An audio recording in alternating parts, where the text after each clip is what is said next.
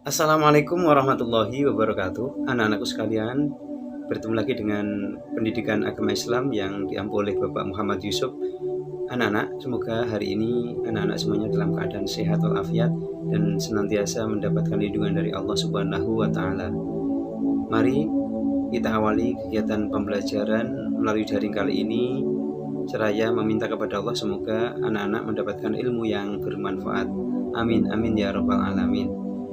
Anak-anakku, pada pertemuan kali ini kita akan membahas bersama-sama ya tentang periode kejayaan peradaban Islam.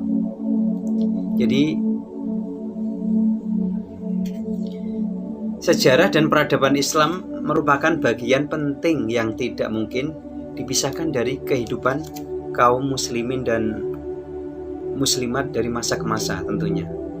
Dengan memahami sejarah dengan baik dan benar, kaum muslimin bisa bercermin untuk mengambil banyak hal pelajaran dan membenahi kekurangan-kekurangan yang pernah dilakukan pada masa-masa sebelumnya untuk meraih apa? Untuk meraih kejayaan dan kemuliaan dunia dan akhirat tentunya.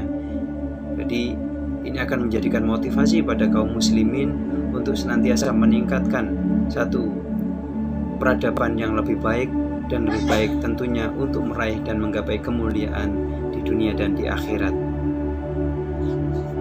Anak-anak, peradaban Islam adalah bagian dari kebudayaan Islam yang meliputi berbagai aspek seperti moral, kesenian, dan ilmu pengetahuan, serta meliputi juga tentang kebudayaan serta yang berkaitan dengan teknologi, misalkan seni bangunan, seni rupa, sistem ketatanegaraan, dan ilmu pengetahuan yang sangat luas dan yang sangat bermacam-macam.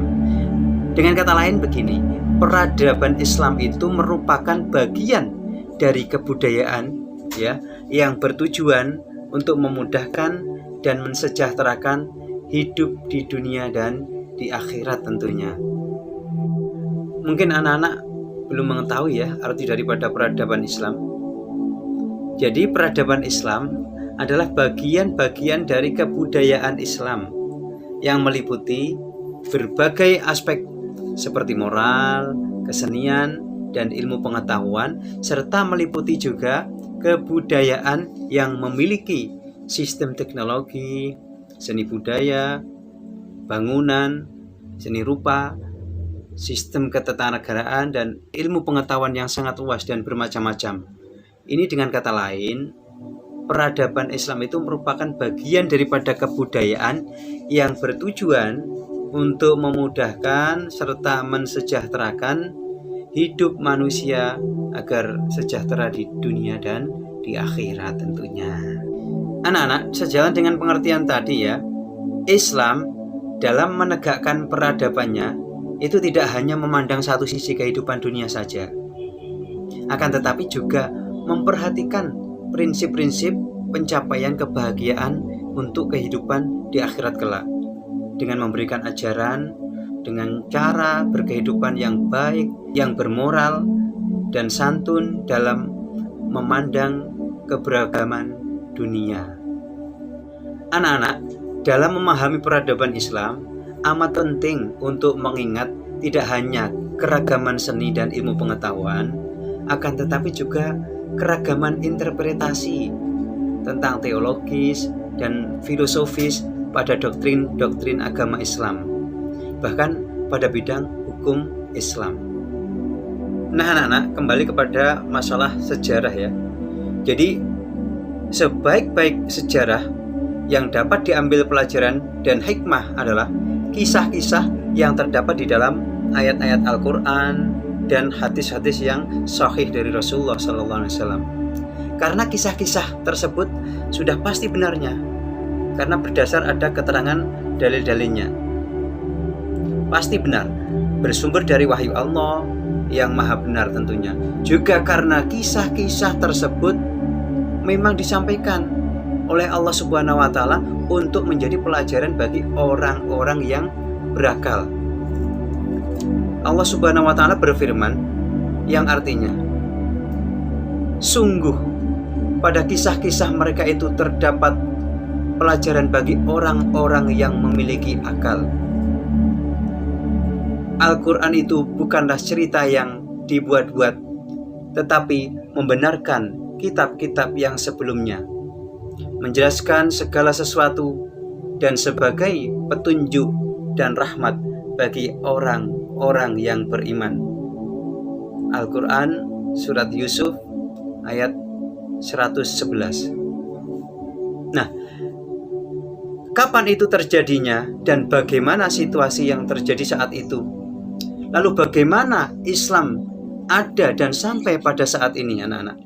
Maka tidak ada cara yang lain kecuali kita harus rajin-rajin membaca sejarah secara lengkap, sehingga kita bisa mengetahui peristiwa-peristiwa itu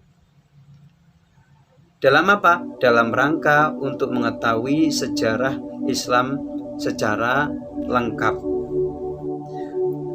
Nah, anak-anak, setelah kita sudah mengetahui tentang pengertian daripada peradaban tadi, kita lanjutkan ya. Pembahasan berikutnya adalah tentang periodisasi sejarah Islam. Jadi sejarah Islam itu dibagi menjadi 3 periode besar, anak-anak, yang keterangannya adalah sebagai berikut. Yang pertama adalah periode klasik. Nah, kapan itu periode klasik? Yaitu kisaran antara tahun 650 sampai 1250 Masehi. Ini adalah periode klasik. Nah, periode klasik ini merupakan periode kejayaan Islam yang dibagi apa? Yang dibagi menjadi dua fase, yaitu sebagai berikut. Yang pertama adalah fase ekspansi.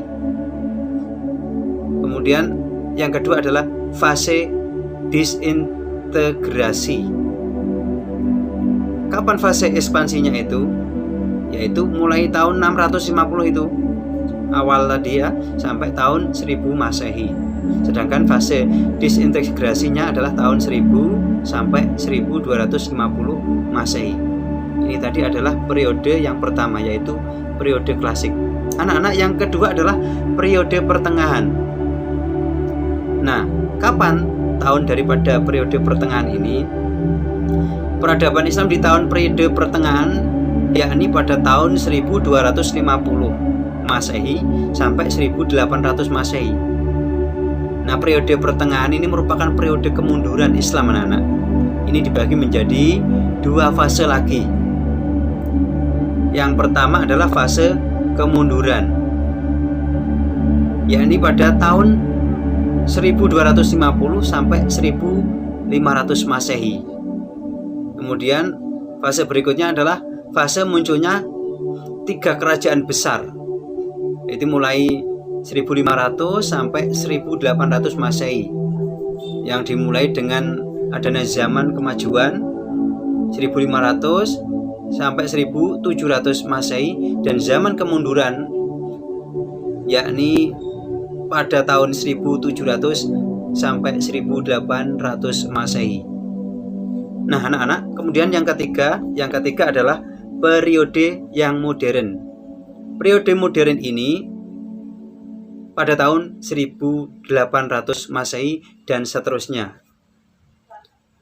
Pada periode modern merupakan periode kebangkitan umat Islam, anak-anak, yang ditandai dengan munculnya para pembaharu Islam, para tokoh-tokoh Islam yang bisa memberikan kontribusi pada peradaban saat itu.